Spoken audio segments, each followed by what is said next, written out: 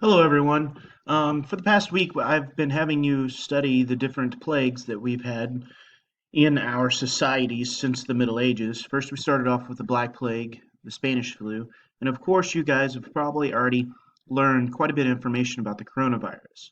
So, we're going to compare the three and to see if what we are doing today was a result of the lessons learned from the Black Plague and the Spanish flu. So the overall question we have is what lessons from the past can we use today to have a fighting chance during a pandemic? Okay. Of course, a pandemic is not an epidemic. A pandemic is simply a disease that is running through our world, and it is infecting a small part of our population. It would become an epidemic if um, a large percentage of our population was, of course, dying out due to it. The Black Plague would be an example of an epidemic. So, the Black Plague, of course, you guys know it started in China. It started with the uh, fleas drinking the blood of rats. Then they would jump on humans and pass the disease. The disease itself was called Junius pestis. Okay, it was a bacterial infection, and what it would do is it would cause sores to swell up in your lymph nodes, as you can see here on the diagram. Okay, and of course, this would infect your immune system, causing your lungs to fill with fluid, much like the coronavirus, and then it would become a pneumonic plague, meaning it was kind of like pneumonia, and it would then spread out into the environment through saliva and through coughing and sneezing. Again, just like today. So, it was a very, very easy to spread disease. Um, they have what's called an Arnott scale, and the Arnott scale of the bubonic plague was a 6 and 7. Right now, the latest information I've heard is that the coronavirus is a 3 or 4, meaning if you walk into a room of 10 people, you are one person would infect 3 to 4 people. So, um, as you can see here, it started in central China and it quickly spread throughout most of Asia using the old trade routes. Okay, so it went through the Middle East, and because of the Crusades, new trade routes were connected to China, so the rats would follow along with the trade goods on the open market. And then, whenever it got to the Middle East, it would be traded on the Mediterranean Sea by ship and would land in ports along the Mediterranean Sea coast. That's the reason why during the uh, manor, when we talk about feudalism and I talked about the manorial system, I really wanted you guys to emphasize that ports were the major trading centers because the Black Plague first landed in those areas and then were transmitted throughout Europe. You can see here some of the heaviest hit populations were down here in the brown levels or these islands in the middle of the um, uh, Mediterranean. And then, of course, it started right along the coast of the Mediterranean Sea coast by 1348. Okay. And then it would slowly spread to newer and newer places. These places way up north didn't really have a whole lot of death in population due to the fact that they were so far north and the temperature kept the disease down. But these warmer southern European countries were hit the hardest, just like the coronavirus is today. Okay. So here's an infographic breakdown of the bubonic plague. Incubation period was 3 to 7 days. The cases of fatality, it was a ratio to 30 to 100% left or sorry, the case fatality ratio of 30% to 100% if left untreated. So if you didn't receive any form of medical assistance whatsoever, you would die. Um, a lot of times, medical treatment back then would be simply receiving more fluids and being in such as drinking water and being taken care of, and you would have a 30% chance of surviving. Um, the disease killed anywhere between 30 to 60% of the population, depending on where you were. The further north your countries were, the further or you were more in that 30% ratio. The southern countries, such as Spain, France, Italy, Greece, they had that 60 or even up to 80% of the population would die due to the infection. Um, I know it says 40 to 50%, but percentages and stuff there vary. The spread, of course, was through the trade route originating in Asia along the Silk Road. Large cities were hit the worst. Why were large cities hit the worst? Think about it. What is the biggest deal that we're doing during this pandemic? We are doing social distancing. They did not believe in social distancing back then. They didn't know about it. They didn't know what was causing the spread of the disease.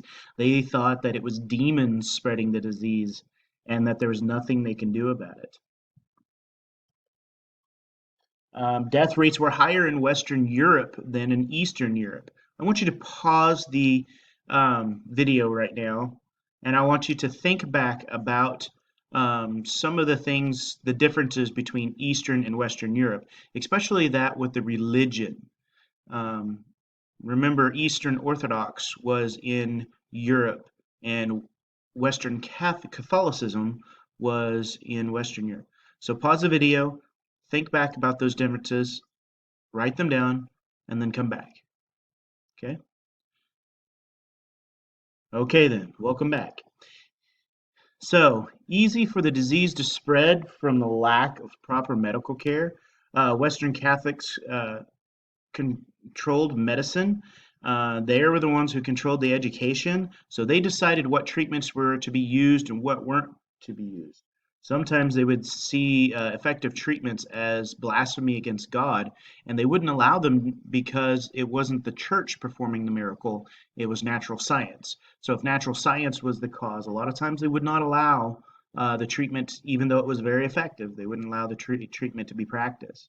In the West, Pope Clement VI, the Pope at the time, had to release two papal bulls.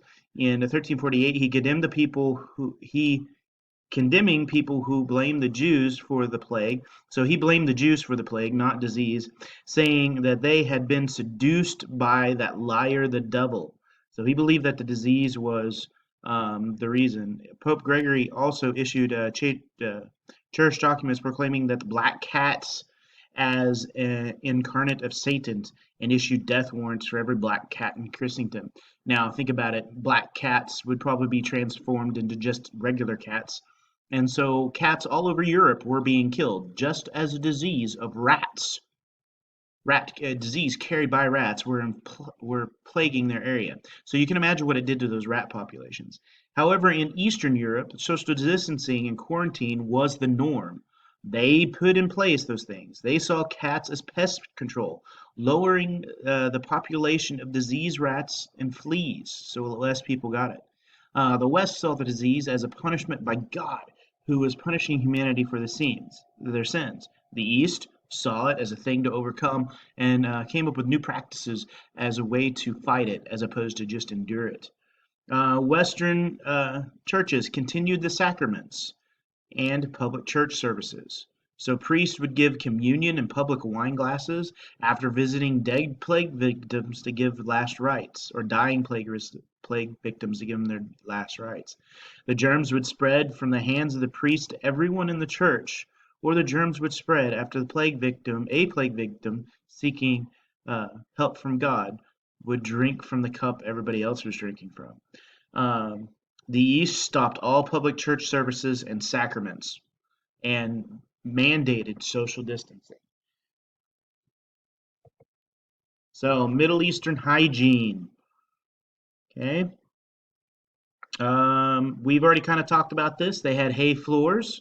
They put hay all over the floor so that the rats and the fleas could frolic and make it their home. People believe that uh, stacking hay would keep it clean and comfortable, yet it proved to be better at keeping the waste of mice and pests. So that feces of the infested rats would just kind of sit there on the floor as your children played in it. Um, the smell would become unbearable, and then sometimes the hay would be changed every year. Most everyone used privies or chamber pots to empty into open sewers or into that fed into streams or creeks or adjacent rivers. So imagine you have a village that is upstream from another village. Well, that village that's upstream, its waste is infecting the stream or the people below it. So the disease would be carried by water to unsuspecting people who were either bathing or drinking that water. Um, medicine, 2 centuries of enlightened development, advances in medicine, then 8 of the Middle Ages.